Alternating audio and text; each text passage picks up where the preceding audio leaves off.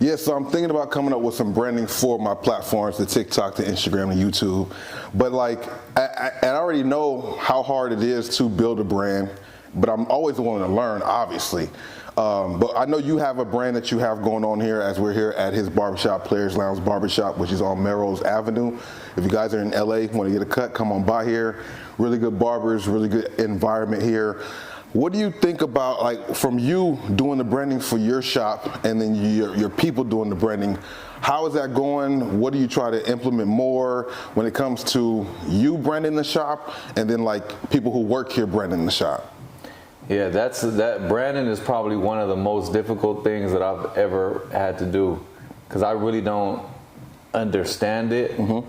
And as time was going on, so before everybody used to use capes. Right, everybody use their own the capes you throw over your clients. Right. Okay. Everybody use their own, mm-hmm. But I figured, you know, you want to brand. We branded the shop, right. So when we branded the shop, I figured everybody should use the same cape. Mm-hmm. Then we went from everybody using the same cape mm-hmm. to now everybody, we have smocks that people use with our brand on it. Okay. So it's like the more mm-hmm. eyes are on it, mm-hmm, mm-hmm. the more, especially when you got a haircut, you recording your client, you just fresh haircut that you just did, right. And it has the brand. You see the brand. So True. The more, I think branding is, to me, I feel like brand is the more eyes mm-hmm. get on it, mm-hmm, mm-hmm, that's mm-hmm. the more you'll be known. Right. Then little by little, you got to kind of make your branding like it's cool. Right. Right. That's what the Players Lounge became. The Players right. Lounge became when people want to take people from Australia, they come down the street, they see our paintings, right. They want to take a picture of the painting, right. Guess what? It has the logo there. That's true. That's true. Then they post it, okay. That's branding. Mm-hmm. Absolutely. Everywhere you go, you want to brand yourself. Okay. I'm learning it, you know, even with my the clothing right. brand was very hard because that's very saturated. Yeah, it is. You got to be Super. Unique. It's kind of like almost branding. You got to brand yourself mm-hmm. Mm-hmm. because mm-hmm. people want to. That's key. Fuck with you. Mm-hmm. They want to mess with you. Mm-hmm. So it's not, you can't just keep on putting like Rolling Loud. They don't really know what that is. Right. But if they know Bobby is connected to Rolling Loud right, and they mess with you, right. That's what gets you, okay. You know, on that next level. So here's my question. If you were a barber fresh out of barber school and you wanted to, you saw this spot and you seen the environment and you liked it, how would you build your clientele here? If you're just fresh out of doing schooling and you want to go and work at a barbershop and you see that the barbershop's open, how would you get clients here? What kind of things would you do to brand yourself to get your clients into the door? The first thing I would do is get like 500 to 1,000 cards. Mm-hmm. Once I get that, like business cards? Business cards. Okay. So then, you know, you get that, you get your app. Mm-hmm. Then you set up your business cards and you just sit out here. It's like almost like what I think the drug dealers do. Mm-hmm. right. You sit out here on the block, mm-hmm. and everywhere you go, you pass out your card. Right. Look, and for example, what I would do is I would sit out here or walk in the neighborhood, mm-hmm. and if you have somebody that you know, you introduce yourself to them, tell them, hey, you know, I'm a barber. You need a haircut. Mm-hmm. They're gonna probably ask how much. You tell them, look, I usually charge $60, but today I'll shoot it for free. Yeah. That'll get. You're not doing anything anyways. Right. So since you're not doing it anyways, it's practice. Right. That's true. And then that's a potential client that might come back. Mm-hmm. And then usually what happens is they'll still give you like a $20 tip. So for that hour that you were cutting hair, it was $20. Or even if you don't want to go as far as free, look, I usually charge $60, mm-hmm. but today I'll do it for $30. Right. Okay. And once you lock them, you gotta showcase your skills, and once you lock them in, they're gonna come back. Clientele. Yeah, that's definitely a good way to do it. But it's just getting yourself out there. Okay. Just pass out cards.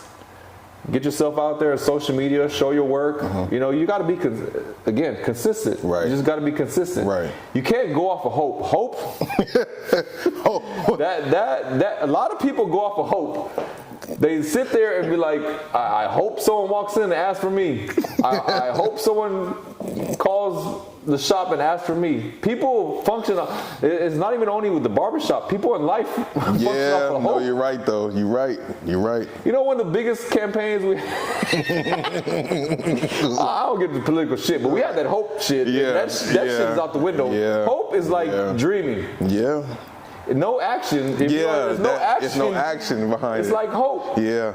No, I get it. Faith without action is nothing. I pray that I'll be rich one day. Right, yeah, but what you gonna do to make that happen? No, you got to put in the effort. Yeah. We definitely putting in the effort every day. Every day. But branding is definitely important to do, and there's different ways to go about it. But with social media here, it definitely makes it a lot more accessible to people to keep their brand out there. It is accessible, but I think a lot of people brand a lot of negativity nowadays. That's true. Y'all like negative stuff, man. Y'all only watch things for real if it's negative, and that's unfortunate that we have been conditioned as the people to be like that. Because a thing like Zeus Network, you know, shout out to whatever they built, but they whole thing is off of negativity, bro. Yeah. Like they have 4 or 5 shows where it's just nothing but people fighting. The premise is fighting. You know what? I've watched Baddies a few times with my girls. With my girl, not girls. I watched Baddies a few times with my girl, right? And I'm just amazed at how like you can make money off the backs of other people. Like, people are paying just to see these people fight. All the girls do is drink Casamigos and fight.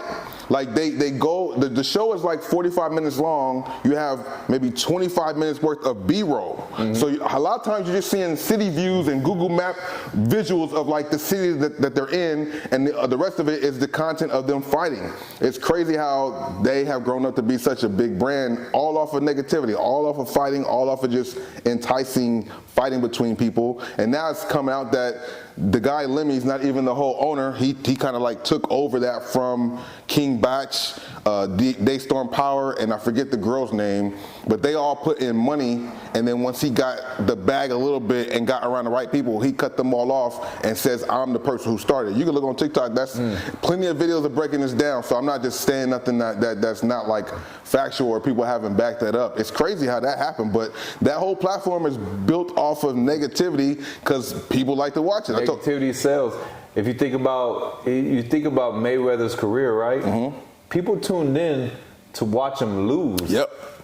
They wasn't tuning in like, oh, we're gonna see him win another one. No, they was tuning in to see like, all right, is today gonna be today? Yeah. Pacquiao gonna do it. No, he ain't gonna do it. It was so many names they try to throw out there, but you're right about that. It's negativity. The negativity. I don't understand it, and I refuse to make our channel about negativity. Right. Absolutely. Bro. Like, I feel like if we put look, positivity is gonna take some time. It takes some time, but it's cool because nothing worth having comes easy. That's a fact. You put that top positivity, and then it'll last longer. Negativity, that's a fade. That's like a fade. It is. It's cool for now. You make a lot of money then, and then it's gonna go away. Where's but positivity, it will last forever. That's facts. That's 100% facts. Positivity definitely has a longer lasting effect than a negative, because the negative is here today, gone tomorrow. They want to see what the next negative thing is, and there's gonna be more negative things because there's so many negative things in this world. You know what I'm saying? But the positive stuff kind of lingers around a little bit, and it takes more to be nice than it is to be a mean person. It's harder to be nice and helping out than it is to be negative and subtracted from others. You know what I mean? And that's unfortunate that it's like that in this world. But that's just what we're in right now. So you got to figure out a way to swim without cutting people's heads off, man. I mean, look, I don't even watch the news anymore, but when the news does come on or whatever, it's like negative. Absolutely. Never nothing positive. No. And then they have one little positive thing and then back to negative. Like the negativity spreads way faster than positivity. Faster than it does. Way faster. And I just feel like, with us, what we doing here, trying to give game, trying to make shortcuts for people who are experiencing what we're experiencing as far as growing the YouTube channel or growing a business or growing a clothing line. We're going to let you know what we experienced, what worked and what didn't work. And I think that'll cut people's time, in half. Absolutely. They don't have to deal with the stuff because they already know we went through it. Learn by my mistakes. I tell all the time, man, the best way to learn in life is from other people's mistakes, bro. I think that's the best way to go about it, because you don't have to go through it yourself. You can just observe and see what works and what not works. Now, everything you see, you can't do it the exact same way because it kind of goes differently for everybody, but you get a really good cheat code if you watch other people do what you're trying to do and learn how to take the bits and pieces to make your journey much smoother. You know what I'm saying? Learn from other people, man. That's big. That's a big thing right there for sure. Switching it up a little bit, I had a situation last night. So I need y'all, I need your advice in the comments too. How do you feel, bro, when you're in the bathroom taking a shit and somebody comes inside there, like to grab your girlfriend? You're in there taking a shit, and then your girlfriend or significant other walks in. Are y'all cool with that? Y'all continue like normal? Is it weird for you? Every time, I can't get used to it. Every time. Every time it happens, I'm like, what the fuck? Right? What the fuck? And all I can do is shake my head. You want to blow up. Yeah, like, yeah. Like, man, how you know I wasn't wiping my ass? And see, I went to get these fancy ass doors in my bathroom, thought it was cool. Right. It has no locks. All of a sudden, I just see this sliding door just whoop. I'm like, bro, a man in the most vulnerable position you could be in. For real, bro. It's like some bullshit. Yeah, I had this whole little debate with my girl because, like, you know, we so comfortable around each other, we shit with the door open. So it's just like, okay, that's cool. But if you walking by, because you could walk out the bedroom to walk to the hallway, going by the bathroom, don't look this way. Keep your ass head down, straight forward. Don't look this way. She want to come and say something. She want to joke or you pooping? Yeah, nigga, what do you think I'm doing right here? Like, leave me alone. And then it's the other part about like, what if I'm about to wipe? Oh, man. That's embarrassing. I don't want to. It's like I gotta type my wipe. Yeah, like you might be walking back. You gotta I think I got a cool little. I got a cool little 2 minutes to hurry up and get this off. And you don't want to just. Okay, the bathroom is like one of the only places, especially if you're busy like us or just in general. That's the only place you can kind of be by yourself. Because as soon as you step out the bathroom, it's this, that, all these other things that come at you. But the bathroom is the sanctuary where you do your business by yourself. You have a time to relax a little bit, maybe meditate for a second. But you got people either walking by or walking in while you're doing that. That's messing up the groove. You don't have no privacy there, bro. Yeah, it messes up the groove for sure. So sometimes I do some of my greatest thinking on the toilet. Yeah. And I'm like, when they come, I'm like, man, you fucking up my thoughts. Exactly, bro. I want to know what you guys think about that at home because that is a very interesting topic. I know some people will take shits in front of their significant other. That's fine, and I've done that too. But at least let there be some warning. If I think I'm chilling, I can't be there having a conversation. Whatever. If you need to come in the bathroom to grab something, to grab it and go. We're not about to have a conversation. Because I not at all. No. And then my thing is like I've had to go in there when they was going, and I'm like I'm trying to hurry up and get in and out. I don't really want to see. I don't want to smell. I don't want to smell. That relationship be over. Because I'm like, man, you smell like shit. I can't mess with you. Right. Absolutely. That's foul. I don't understand why they feel so comfortable doing that. Yeah, that's a crazy scenario, but it happens often. And the longer you're with your partner, especially a guy with a girl, she's just gonna feel like it's all good to do it. But no, baby, like even if we've been together 19 years, I still want to know when you walking by or you know that I'm in the damn bathroom, because it's just there. I don't want to be wiping it and you see it like. That's not because my thing is once I get an image. Yeah. Especially that image. That image. You know what I'm saying? Bent over, wiping it. God forbid you see them wiping with it on the. No, bro. No. If I walk past the bathroom and look and see my girl wiping the ass and got the tissue with the shit on, that's gonna be the worst image ever. So I don't want that to happen for me either, bro. No, that's out. That's crazy, bro. Stuff like that be going down, be all kinds of stuff going down. That's real life shit. It is. Even the kids, they probably have, they have no sense, what's the word? Not knowing, not realizing that it's a problem. You know, it's just daddy's in there. Let me go get something real quick. Like, no, daddy's busy right now. That's crazy. Okay, boom. So, because the other topic coming to me, and I'll put this up on the screen like we did the barbershop because I had something last week. We talked about $35. We talked about the $3,500 barbershop with Zeus and B. Lou. That was an interesting topic. So this next one was something that people were talking about a lot too. We have the earthquake that happened in Thailand. Man, I got mobbed. I didn't even realize what was going on, and I got flack for that. I was like, man, I didn't know nothing. Look, I don't watch TV. I scroll through social media here and there, but it's mostly like trying to build my business. Right. I might run across something here and there. So I ran across the Shea Frost. The Shea Frost. I'm gonna put that video up right now. Yep. Look, we live in California. We've been through earthquakes all the time. So I'm like, I could understand how someone that never witnessed an earthquake to feel their first one. You think the world is over? You feel like the world is over, man. I swear. So I thought. the way they reacted, I thought it was funny. Yeah. I went on there. I was like, oh, they didn't know what to do. They was running through the hallways. They was going back. They didn't know what to do. Yep. So I'm like, I'm cracking up. So I did a reaction off of it. And boy, they ate my ass up, and I had to do man, they was talking about, did you know people died in that? Oh man. Did you think that's funny? Oh no. Oh, you live in California, wait until you get the big one. Yeah. Oh, they said that? Man, and I was like, oh man, see this social media. Yeah, we do. But I did it. There was no bad intentions. It was funny because I could imagine, because I'm scared of earthquakes. Yeah, same, bro. So when it happens, I can imagine someone that never been through it. I'm assuming the shaved Frost is young. Probably never been in. And then he was in a high rise. And oh man, and then when they left them comments, I was like, oh, let me go, and I started doing. And I was like, oh yeah, that was pretty. Yeah, bad. Man, no, that earthquake was serious. A whole high rise come down. Yeah, that just so you know, it wasn't finished built. Just so you know, though, because that's one thing. My brother had sent me something else that a crane. Fell off and a dude flew off the crane, and I was like, okay, now I understand why the people was mad. But I didn't know. I didn't know that. It was kind of funny because I didn't know people died in that. Yeah.